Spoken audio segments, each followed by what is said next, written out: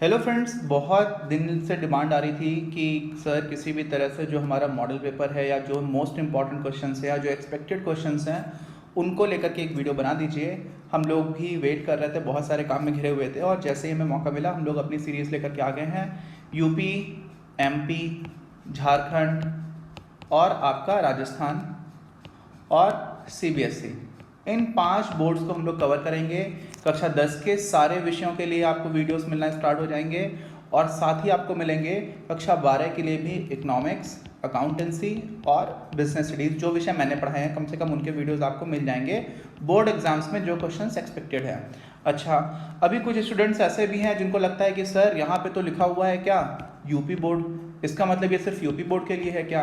तो ध्यान रखो, ध्यान से समझो, जो भी आप लोगों का अभी ऑफिशियल पाठ्यक्रम है, ऑफिशियल पाठ्यक्रम का मतलब समझते हैं, आधिकारिक रूप से जो भी आपका पाठ्यक्रम है वो क्या है।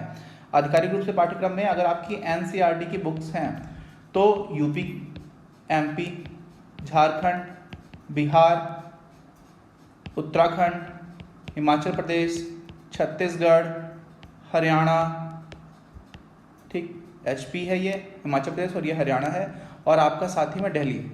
यहाँ के लोग, इसमें मैंने क्या किया है, राजस्थान को छोड़ दिया है अभी। क्यों? राजस्थान में इकोनॉमिक्स का सीन थोड़ा सा अलग है, बाकी का सीन अलग नहीं है।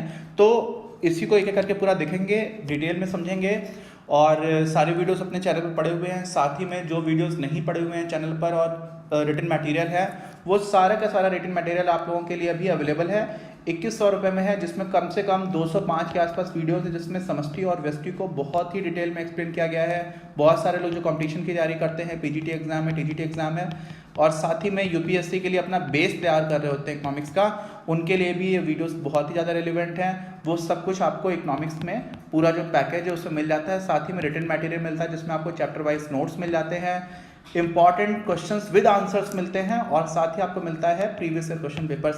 तो कहीं और जाने की आवश्यकता नहीं रह जाती है। बहुत सारे लोग हैं जो गांव में रहते हैं, ऐसी जगह पर रहते हैं जिनके लिए कोचिंग, ट्यूशन, अच्छे स्कूल जा पाना मुश्किल होता है और बाहर रहने का खर्चा भी बढ़ जाता है। ये सारी चीज़ों की दिक्कत नहीं आती। तो चलिए स्टार्ट करते हैं आज हम लोग अपना पहला डिस्कशन हमारे बोर्ड एग्जाम्स को लेकर के।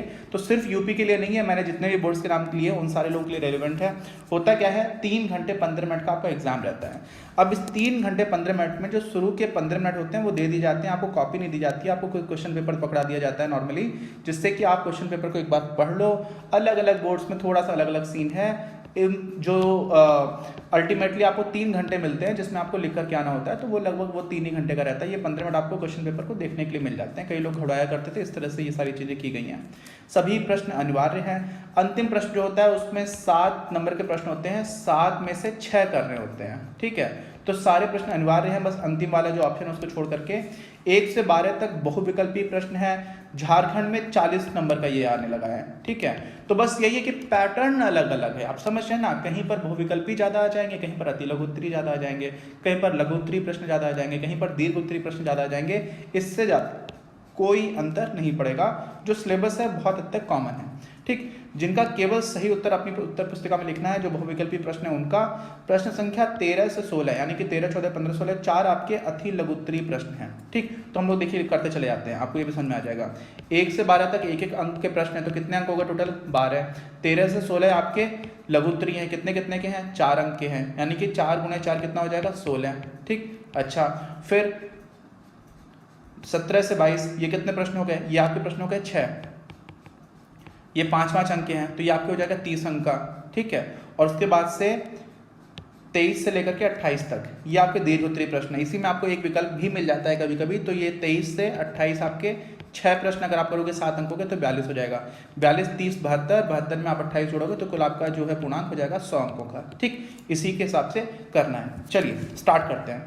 अभी इसमें स्टार्ट करने के टाइम पर थोड़ा सा ये समझना कि इसमें देखो आपको तुरंत ही उत्तर दिख जाता है। पहले से उत्तर मत देखना, आराम से समझते हुए एक एक करके खुद से करोगे तो ज़्यादा अच्छा रहेगा, प्रैक्टिस होती रहेगी, आपको समझ में आएगा आप कहाँ गलत कर रहे हो, कहाँ सही कर रहे हो।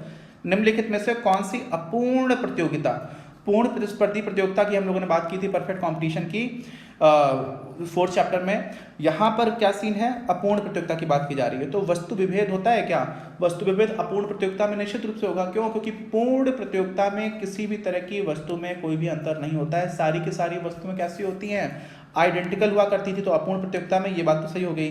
बाजार का पूर्ण ज्ञान, ये तो पूर्ण में हुआ करता था, अपूर्ण में नहीं होगा, यानी कि आपका ऑप्शन जो ए है वो सही हो जाएगा। ठीक, अच्छा दूसरा क्या है, वितरण निम्नलिखित में से किससे संबंधित है। कितना आसान प्रश्न है, वस्तुओं के उत्पादन से। तो प्रक्रिया क्या क्या होती है, उत्पादन होता है, ठीक है, उनका फिर वितरण होता है, फिर क्या होता है, उपभोग भी होता है। ठीक, ये फंडामेंटल प्रक्रिया हुआ करती थी, याद है आपको। वितरण किसका होता है, संसाधनों का। संयुक्त उत्पादन के साधनों में बंटवारे से, बंटवारे को क्या बोलते हैं, वितरण ही तो बोलते हैं, बांट देना। ठीक, तो आपका ये उत्तर हो गया। वस्तुओं के उपभोग से, भाई ये तो अलग बात हो गई। वस्तुओं की कीमत निर्धारण से, ये तो मांग और पूर्ति पर निर्भर करेगा। तो यहाँ पर आपका उत्तर हो जाएगा बी। ठीक, अच्छा, निम्न में से कौन से कर को किसी अन्य को हस्तांतरित नहीं किया जा सकता। ये प्रश्न थोड़ा इंटरेस्टिंग हो गया।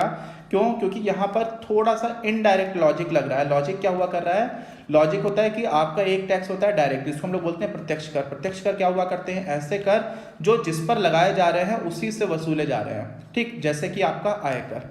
अच्छा, दूसरा क्या होता है आपका, बहुत सारे कर हैं, जैसे जीएसटी है। जीएसटी आपने कुछ भी खरीदा, अभी टूथपेस्ट खरीदा, क्या खरीदा, टूथपेस्ट। अब जो टूथपेस्ट खरीदा उसमें लिखा रहता है MRP, maximum retail price inclusive of all taxes, सभी करों सहित। यहाँ पर पैसे आप दे रहे हो, अल्टीमेटली आपके ऊपर लग रहा है, लेकिन जब वसूला गया था तो आपसे नहीं वसूला गया था, जिसने टूथपेस्ट बनाया गया था उससे वसूला गया था।